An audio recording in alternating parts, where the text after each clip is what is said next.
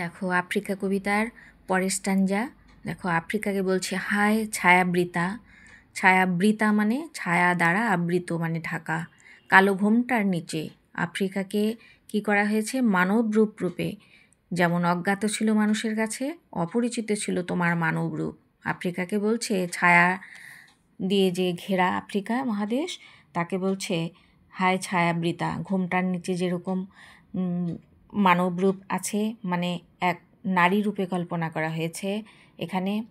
এটা কিন্তু উল্লেখ নেই, কিন্তু একজন নারী রূপে কল্পনা করা হয়েছে। ঘোমটার নিচে দেখো লেখা আছে অপরিচিত ছিল তোমার মানব রূপ। তার যে মানব রূপ সেটা অপরিচিত ছিল জনমানসে। বুঝতে পারলে? উপেক্ষার আবিল দৃষ্টিতে উপেক্ষা, তোমাকে উপেক্ষা করছিল। হ্যাঁ, তোমার মধ্যে যে মানবতা আছে, মানুষের মতো একটা মন আছে আফ্রিকার, সেই আফ্রিকাকে বলছে উপেক্ষা করছে তোমাকে। এলো ওরা লোহার হাতকড়ি নিয়ে। ওরা বলতে কারা? ওরা বলতে সাম্রাজ্য লোভী, সাম্রাজ্যবাদী দল। হ্যাঁ, হাতকড়ি নিয়ে এলো। হাতকড়ি দিয়ে যেরকম লোহার কড়া দিয়ে যেরকমভাবে কি করে বন্দীদের বন্দি করে নিয়ে যায়, সেরকম হাতকড়ি নিয়ে এলো যেন নখ যাদের তীক্ষ্ণ তোমার নেকড়ের চেয়ে। তোমার নেকড়ে বলতে আফ্রিকা মহাদেশের জঙ্গলের যে নেকড়ে বাঘ ভয়াল, তার থেকেও তীক্ষ্ণ সেই সমস্ত মানুষ ধরার দল এলো। গর্বে যারা অন্ধ তোমার সূর্যহারা অরণ্যের চেয়ে। গর্বে তারা অন্ধ তোমার সূর্যহারা অরণ্যের চেয়ে।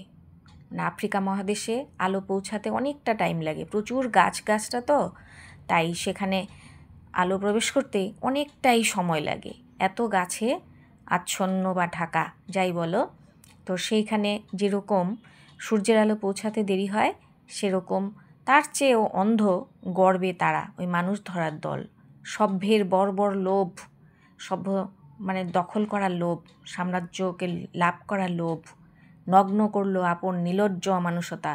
তাদের যে অমানসিকতা, তাদের যে অত্যন্ত নিচু মানসিকতা, সেগুলোকে সকলের সামনে তুলে ধরলো, তাকেই বলছে নগ্ন করলো আপন নির্লজ্জ অমানুষতা।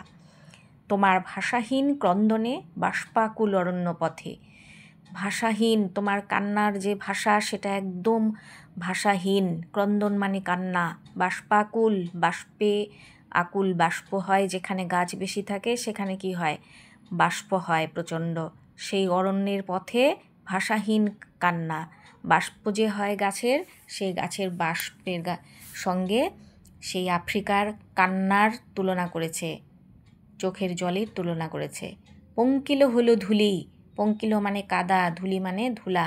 রাস্তায় যে ধুলা থাকে, সেই ধুলাগুলো কাদায় ভরে গেল তোমার রক্তে অশ্রুতে মিশে। সেই আফ্রিকাকে যে সাম্রাজ্যবাদী লোভী দল, তারা যে আক্রমণ করলো, তার রক্ত এবং তোমার অশ্রুতে মিশে গেল। সেই বলছে তোমার অশ্রুতে বলতে আফ্রিকার যে বাষ্পাকুল যে পথ, যে বাষ্প, সেই বাষ্পকে চোখের জলের সঙ্গে তুলনা করে সেই চোখের জলে যেন রাস্তার ধুলোগুলো কাদা কাদা হয়ে গেল এবং সাম্রাজ্যবাদী লোভী মানুষের আঘাতের রক্তে। দস্যু পায়ের কাটা মারা জুতোর তলায় বিভৎস কাদার পিণ্ড। দস্যু বলতে সেই মানুষ ধরার দল, যারা আফ্রিকা মহাদেশকে আবিষ্কার করে নিজেদের মধ্যে তারা দখল করার চেষ্টা করলো। সেই দস্যুদের জুতোর তলায় কি থাকে? বলছে তারা এক রকমের জুতো পরে, শিকার করার শিকারীরা যে জুতো পরে, পায়ের জুতোর নিচে যে কাটা কাটা দাগ থাকে, সেই কাটা কাটা জুতো থাকলে অনেক সময় তাদের চলা ফেরা যাই বলো সেটা করতে সুবিধা হয়, তাই তারা ওই ধরনের এক ধরনের জুতো পরে। সেই জুতোর তলার কাটাতে ওই যে আফ্রিকার কান্নার যে কান্না মানে তোমার ওই বাষ্পে আর রক্তের দাগে যে কাদা হয়ে গেছে পথটা, সেই কাদাগুলো সেই কাটা মারা জুতোর মধ্যে লেগে যাচ্ছে।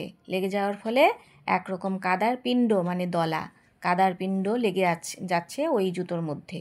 আর চিরচিহ্ন দিয়ে গেল তোমার অপমানিত ইতিহাসে। ওই কাদার পায়ের ওই বুটের তলার যে ছাপ থেকে গেল, সেটাকে বলেছেন কবি যে চিরচিহ্ন দিয়ে গেল সেই আফ্রিকার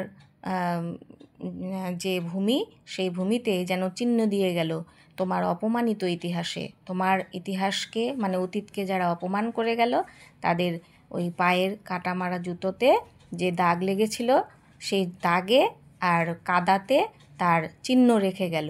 এখানে এই স্ট্যাঞ্জাতে এটাই বোঝাতে চেয়েছে। তো তোমরা ভালো করে একটু বুঝে নাও। যদি অসুবিধা থাকে বা আরও ভিডিও পেতে চাও তাহলে লাইক কমেন্ট শেয়ার করো, প্লিজ সাবস্ক্রাইব করো।